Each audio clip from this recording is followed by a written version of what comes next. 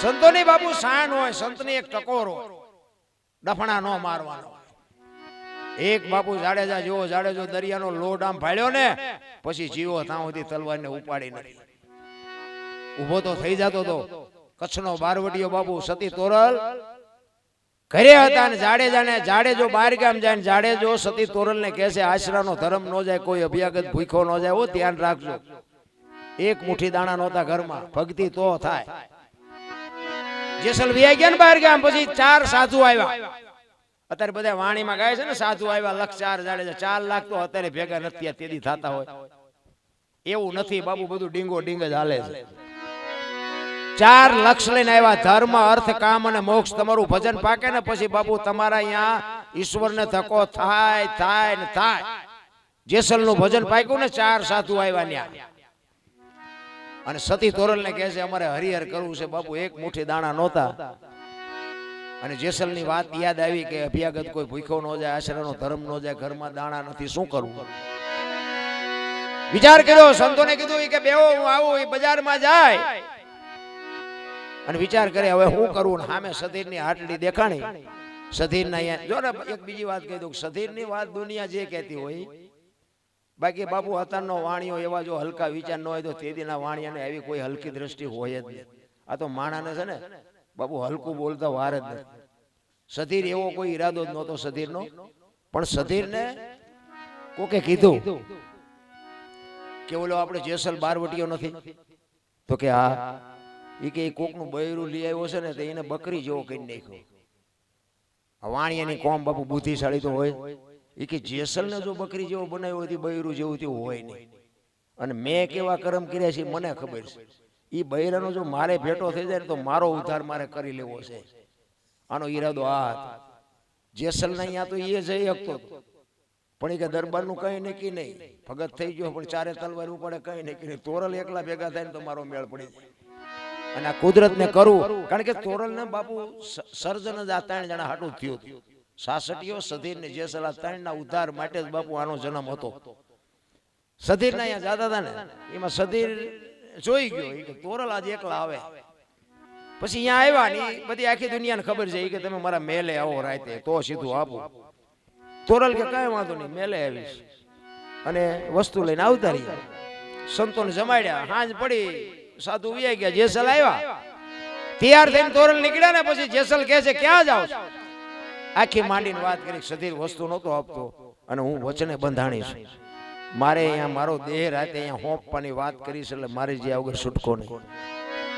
તેથી પાછો કચ્છનો બારવટીયો બાપુ રહ મીડો રોવાઓ. તોરલ તોરલ તે મારા કાંડા કાપી નાખ્યા, મને એક વખત જો તલવાર ઉપાડવાની રજા દે ને આખા અંજારમાં વાણિયાનું બી નો રહેવા દો. હજી હું ઝાટકા ભૂલી નથી ગયો. તારે તોરલ કહે છે જાડેજા આવી ગાડીઓમાં બેહો ને એટલે સ્ટેશન આવાજ આવે. ભક્તિ એવી હેલી નથી, એના બાપની તાકાત નથી, તમે શું કામ ને ગભરાવો છો? પછી જાડેજો કહે છે બહાર વરસાદ વરે છે, મેઘલી મળી છે, ગારો કીચડ જાયમાં છે, કેવી રીતે જઈશું? એ કે જે થવું એ થાય પણ મારે જવું પડે. તેથી બાપુ કચ્છનો બારવટીયો એમ કહેતો હોય મારા ખંભે બેસી જાવ, હાલો મૂકવા આવું. બાપુ કોની પાસે વાતો કરી? વિચાર તો કરો કેવું ચિત્ર છે. રાતના 2 વાગ્યાનો સમય હોય, કોઈ જીવ જાગતો ન હોય, ટમરા ત્રામ ત્રામ ત્રામ બોલતા હોય, વીજળી આપને ચીરતી હોય, કાળી ડિબાંગ રાત જામી હોય અને એમાં બાપુ જાડેજો તોરલ ને ખંભે બેહારીને નીકળ્યો હોય છે. તેથી ચિત્ર કેવું હોય છે? રાંકડા તો કાઢો મારા. કોની પાસે વાતો કરી? બાપુ ઘણું આપ્યું છે પણ નાખવું ક્યાં? વાડીમાં ખાનારા તો જોઈને ક્યાં નાખવું? આપડા આજ રૂવાડા ઉભા થઈ જાય ઘરે. જાડેજા વાહ તારી શું વાત કરી ભલા મને. અને અહીંયા સધીર ની હવેલી ઉતારીને જાડેજો કહે છે કે જો સધીર મને જોઈશે ને તો પાછો ગભરાય છે. હવે હું જાઉં છું, તમારે આવવું હોય ત્યારે આવજો. અને જાડેજો હાલતો થયો ને તોરલ ના મોઢામાંથી વાણી નીકળે, સુજા અને સુલક્ષણા તારા હાડમાં નો આવી હલકી વાત. આવા નરને કેમ મોડા મળીએ જાય, મારે સરગાપુરનો સાથ વાહ જાડેજા વાહ. તે તો મને આ દુનિયામાં ઉજળી કરી દીધી. ગુરુ અને શિષ્યના નાતાની હજી મને તમને ખબર જ નથી ભલા ભલા. દેવાયત પંડિત ને 750 સેવક હતા. પરીક્ષા કરી 4 વધ્યા. અત્યારે પરીક્ષા કરો તો એકય નો વધે. હાલો હુરો મણવીર ને ઢોંગો 4 જ વધ્યા. દેવાયત પંડિત આજની વાત તેદી કરી એવો મહાપુરુષ ઈના ચેલાએ કંઠીયું તોડી નાખી. અત્યારના ચેલાની ને ગુરુની શું વાત કરીએ આપણે? એક ગુરુ ને શિષ્ય બે આ માલા જતા હતા ને વગડામાં, હાંજ પડી બરોબર. ગુરુ કે ચેલાને કે બેટા સંધ્યા સમય થઈ ગયો, હવે મારે પૂજા આરતી કરવા નો સમય થઈ ગયો, એટલે મારે અહીં પૂજા આરતી કરવા બેહવું. ચેલો કે બાપુ આવત ને ડણકું સાંભળે કોઈ નહીં, પૂજા પૂજા સાંભળે ઓલા આવશે ને નાસ્તો કરી જાય બે. હાલો થોડાક આગળ. એ કે ના, મારા ગુરુનો આદેશ છે, આયા જ મારે બેહવાનું, તારે વ્યુ જવું થયો જાય. ગુરુએ અહીંયા આસન જમાયું, તોહી તાર લાગી ગયો. ચેલા એ પણ કે આસન જમાયું, બેહવું તો પડે, ગુરુ બેઠા એટલે ઘડીક તારે આંખું ઉગડી જાય, ફફડાટ હોય ઉગડી જ જાય ને. જેનો ઈશ્વર અરે તાર નથી તો ઉગડવાની. અને એવા બધા ચડકટા જેમ માને ધારે થાય તે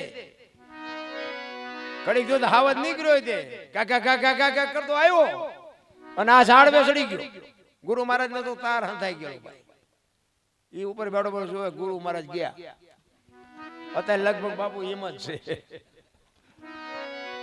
ગુરુ મહારાજ નો તાર હંધાઈ ગયો અને બાપુ એ બેઠો બેઠો જોવે છે. હાવદ આવ્યો, આવીને ગુરુ મહારાજ ને પરિક્રમા કરી, સામે બે પગ લાંબા કરી વંદન કરીને બાપુ સિંહ વિયો ગયો. ચેલો બેઠો બેઠો વિચાર કરે, આ તો કે પગે લાગીને વિયો ગયો, હું બેઠો તો મને લાગે. વળી પાછો હેઠો ઉતર્યો ને આવીને બેહી ગયો. ઘડીક થયો, બાપુ જાય ગયા, બધું કર્યું ભેગું, કમડળ ને ચીપીઓ ને જોડીને. એ કે ચલ બેટા ચલ, કેવા બધું ચલો હાલો ઉપડવાનું. એ કે આ બધું મારે જ લેવાનું, આમાં કઈક તો લઈ લે તું. એ કે બાપુ ચીપીઓ લાવો મારી. ચીપિયાની કડીમાં આંગળી ભરાવીને આમ ચીપીઓ ફેરવતો જાય ને બાપુ અરે વાતો કરતો જાય. બાબુ હમણાં આપણે બે બેઠા ને કે સિંહ આવ્યો હતો, કે આવ્યો હોય છે. કે બાબુ મને બીક લાગીને તો હું ઝાડવે ચડી ગયો. એ કે જડી ગયો છું. એ કે બાબુ પછી તમારી પાસે આવીને તમને આમ પરિક્રમા કરીને તમને પગે લાગીને પછી કે વિયો ગયો. એ કે વિયો ગયો છે. એમ કરતો જાય ને ચીપીઓ ફેરવતો જાય. એમાં ચીપીઓ બોરડીમાં ભરાણો અને બોરડીમાં મધ બેઠેલું. હવે શાંતિ મધ બેઠું એની હળી કરો એટલે શું થાય એ તો બધાને ખબર છે. બે ને સોટ્યું, ગુરુ ને શિષ્ય ને બે ને આમ કરતા બે ખેતરમાં જ્યાં લાલ સોળ કરીને ઓલો ઓલાને કાંટા કાઢે ને ઓલો ઓલાને કાંટા કાઢે. માંડ બે ખેતરમાં જ્યાં થોડીક શાંતિ મળી ને ચલો કે બાબુ એક વાત કહું કે હું. એ કે સિંહ આવ્યો ત્યારે તમે હેલ્યા ને આવડી માઇકુમ કે ઠેકડા મારવા માંડ્યા. ગુરુ મહારાજે બહુ સારી વાત કરી. એ કે સિંહ આવ્યો ને તારે અખિલ બ્રહ્માંડ નો માલિક મારી હારે હતો ને, માયકું આવ્યું તે કપાતર તું છો. તારા જેવા ઠેકડા જ મારવા પડે ને.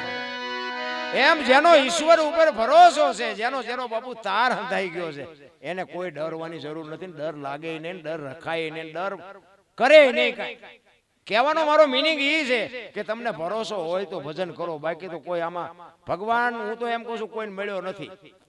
આખી દુનિયામાં તમે રખડો ને તમારું કામ ન થતું હોય, તમારા ઘરે તમે હુતા હોય ને હવારે ખબર પડે કે તમારું કામ થઈ ગયું, સમજી લેજો ગોલો આવીને કરી ગયો. બસ વાત આટલી, બીજું કાંઈ છે.